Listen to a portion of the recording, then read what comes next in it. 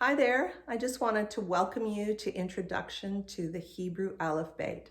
My name is Patty Richardson, and I have had a lot of people that have been asking me about the Hebrew Aleph-Bet, about the language and how to study it. And so I just wanted to give you a little bit of a breakdown today, just understanding some of the letters and how their designs, the meanings, that type of thing. So we're going to just go into some of the background. So the Hebrew language is one of the few Canaanite languages that is still spoken today other than Aramaic. It was spoken in the Kingdom of Israel and Judah from about 1200 BC to about 596.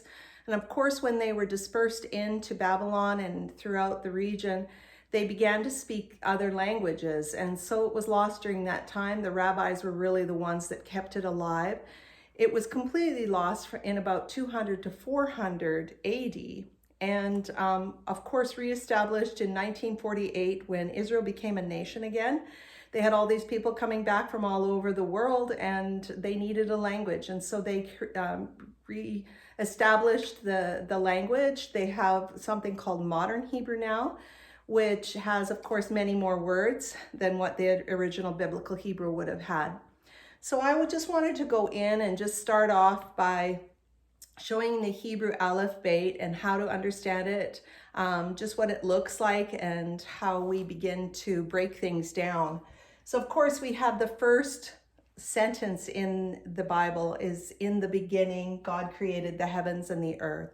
And in Hebrew, that is Bereshit bara Elohim et hashmayim va'et haaretz. And so that was the very first sentence. And so you'll see here all these different letters. These are some of the things that we will begin to break down, begin to understand as we go into the other videos. So the Hebrew alphabet has 22 letters. Well, it actually has 23. It has a hidden letter, but we won't go there right now.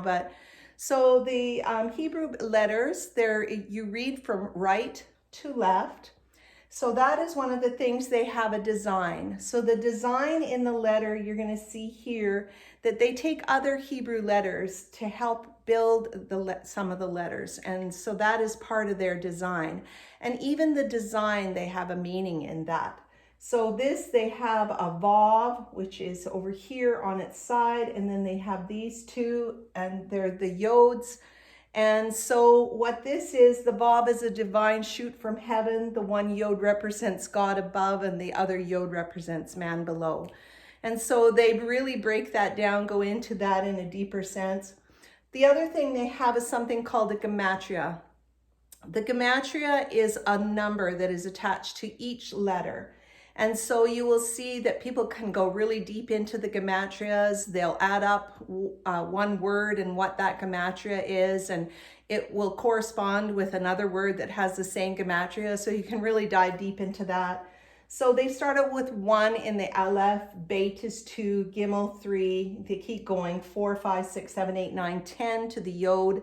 And then when they start over here at the Kuf, they start with 20, 30, 40, 50, 60, up to 100. Then they go 200, 300, and 400. And that's how the Gematria is broken down in the Hebrew. So when you hear people talk about that, the numbers that correspond with it, that is what it is.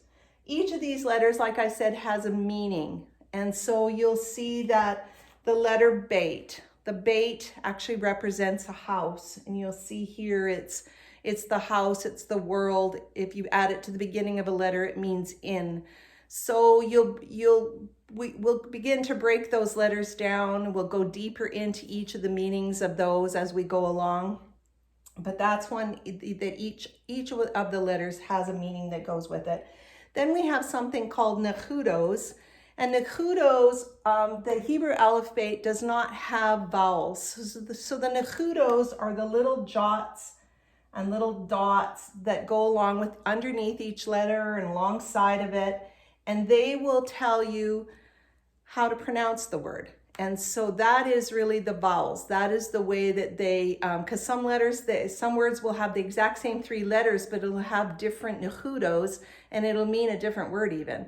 And so you begin to understand that somewhat of, as we go along. I don't dive deep into the nechudos, but I can go a little bit into it with my understanding. So then some of the other things we have are crowns. On the top, like you're going to see here on the zayin, sometimes they'll have a crown.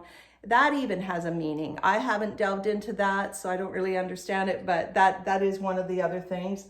And then they have something called cantillation. So each of the letters has a musical note. And, the rabbis believe that God sang over the earth at creation. And so that they still sing, as sometimes in the synagogues, and each of the notes corresponds with the letter. And so we won't go into that either. I don't know much about that, but that is one of the ways that they understand. Some of the things that we'll go into are the design, the gematria, and the meaning as we go along. I'll be doing other videos, and so we'll delve into that a little bit. So the Hebraic, language is really amazing. You can go so deep into the Hebraic language. And they say that there's something like 70 levels, which is amazing. The meanings they have, they talk about the 5 levels of even just diving into the meanings. They have Peshat, which is a basic meaning. They have Remez, which means that there's a hint that is given in that will lead you to another. And that's literally what it can be like. It can be a rabbit trail, and they'll really begin to break these things down. Then they have the Drush, which is the homiletics and the exegesis, if I can pronounce that. They have the Sod, which is the secrets and the mysteries, and they have the Chasidus, which is the essence or the spiritual meaning behind something. So there's lots of ways that you can go into the Hebraic language.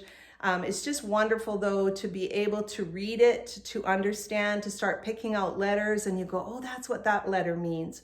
And then you can those letters begin to come together in a word, and they'll create a picture. And so I wanted to show you just one of the last things that I was just going to show you, one of the words that I use quite often, just to show you how that works. So here we have this Hebrew word here. It's called avon, and it is created from an ayin, which is this, a vav, and a nun. And the nun looks a little bit different because it's on the final part of the word, and so it changes. The nun actually changes. But what this means is the ayin represents eyes, or it means to behold or see. The vav is like a peg, or it can mean a divine shoot or a hook. And so that's in this is the hook. Then you have the nun. The nun is like a seed, so it means to reproduce or to multiply. So if you take this word and you break this down now, this is saying what the eyes behold hooks on to you and multiplies. And this word actually means iniquity. And so that is pretty amazing when you start looking at some of these letters. Now, one of the other things to understand about the Hebraic language is that it's so different than the Greek. The Greek is linear. The Greek looks at form. They see a mountain, they look at it and they go, oh, it's a big pile of dirt. But the Hebraic understanding of a mountain would mean it represents a function. What is the function of a mountain? The function would be a government. It would be a place to be high up on that you would be able to overlook and rule from. And so that's what so those are some of the things that we're going to learn. So I hope this gives you just a basic understanding. We'll dive deeper in as we go along into each of the letters, but I hope you enjoyed just this short little brief glimpse of what the Hebrew language is about. Thanks so much. Bye-bye.